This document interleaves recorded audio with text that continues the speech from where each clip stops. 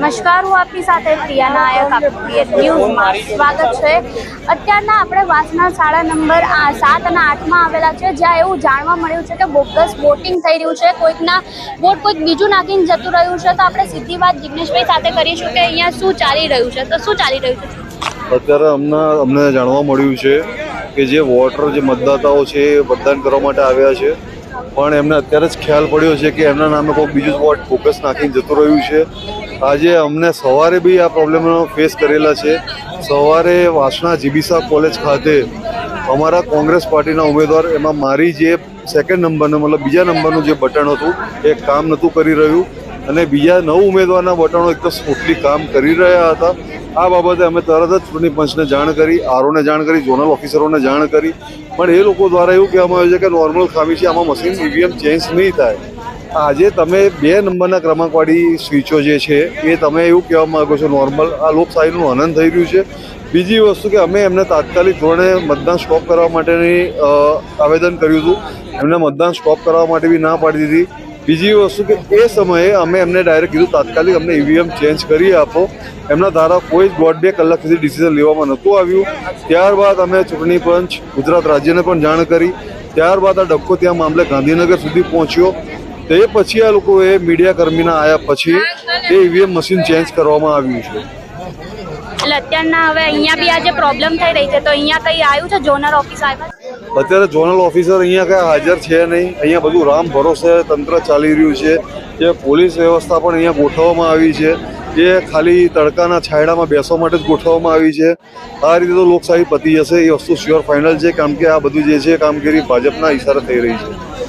આપે જે રીતે જોઈ શકો છો કે અહીંયા ઘણા બધા મતદારો છે, તે અહીંયા લાઈનમાં ઊભા છે, ને તેમ છતાં હજી સુધી કોઈ પણ જાતનું તેમનું મતદાન થયું નથી, અને થયું છે તો કોઈ બીજા દ્વારા। તો આપણે તે મતદારો સાથે વાત કરીશું કે તેમની સાથે શું અન્યાય થયો છે। મારું નામ સુરેશ અરુણ દંતાની છે, હું વાસણા ભાટા ગામનો છું। મારો વોટ લીધો નથી, હું 3-4 વખત અંદર જઈને આવ્યો છું, અને મને ધક્કા મારીને કાઢી મૂકે છે, ને મારો કોઈ પણ પુરાવો એ લોકો મંજૂરી કરતા નથી।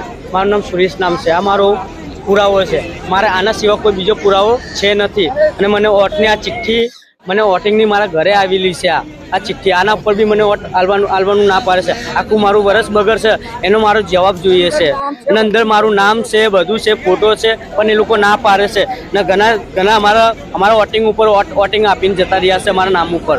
એનો અમારે કોઈ રસ્તો કરવો છે। આ હર વખત નથી થતું, આ વખત મારે થયું છે, અને આ વખતે અંદર ગોલમાલ ચાલે છે। હવે શું ગોલમાલ ચાલે છે એ અમને ખબર નથી। અંદર અમે કહેવા જઈએ છીએ તો અંદર પોલીસવાળા ધક્કા મારે છે, અંદર બેસેલા લોકો છે એ પણ અમને ધક્કા મારશે। અમારો કોઈ રસ્તો સારી રીતે અમારે કરતા નથી। ઘણા લોકો પરિસ્થિતિમાં હેરાન થઈએ છે, તો આપણે અમે એના પુરાવો અમે અત્યારે 500 પુરાવો હું લઈને આવ્યો છું, અને ઘણા પુરાવો હું ઘરેથી પણ લઈને આવ્યો છું, પણ એક કંઈ પુરાવો મારો ચલાવતા નથી। Thank you. તમારું શું કહેવું છે? તમારી જોડે શું થયું?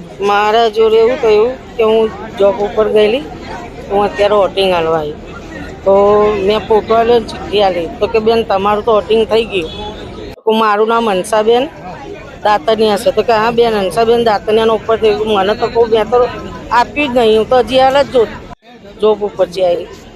તો મને કે સારું ઊભા રહો તમે બાજુ। પછી મને ઓલા ભાઈએ બોલાય કે તમે બહાર આવો ત્યાં કહી, એટલે પછી હું અહીંયા બહાર આવીને અમને તો અત્યારના તમે લાઈનમાં ઊભા રહ્યા, તમને ત્યાં કંઈ કીધું? ના, એ લોકો પછી લાઈનમાં સી અંદર ગઈ ને, પછી એમને જોયું ને તો મારો જે હાલવાનો છે ને મતદાર, એના ઉપર કોઈ આપીને જતું રહ્યું મતદાર મારું।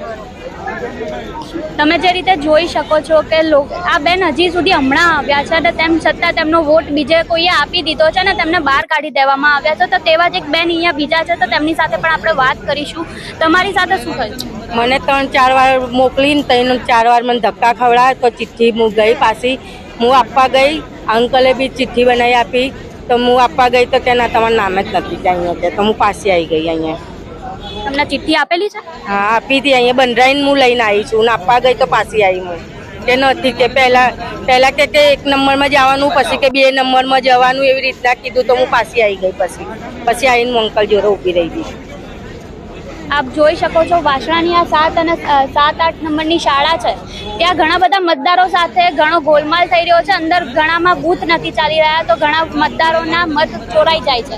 તો હવે જોવાનું એ રહેશે કે આ મતદારમાં જે ઈવીએમ મશીન છે ક્યારે ચેન્જ થાય છે અને શું પગલાં લેવામાં આવે છે. હજી સુધી ઝોન ઓફિસર બી અહીંયા આવ્યા નથી અને કંઈ કામગીરી થઈ નથી અને પોલીસ કર્મીઓ માત્ર અહીંયા ઊભા છે અને લોકોને હેરાન પરેશાન થતા જોઈ રહ્યા છે. ત્યારે આપનું શું કહેવું છે અમને કમેન્ટ બોક્સમાં આપના મંતવ્યો જરૂરથી જણાવજો. ત્યાં સુધી જોડાયેલા રહો અમારી ન્યૂઝ ચેનલ સાથે. નમસ્કાર.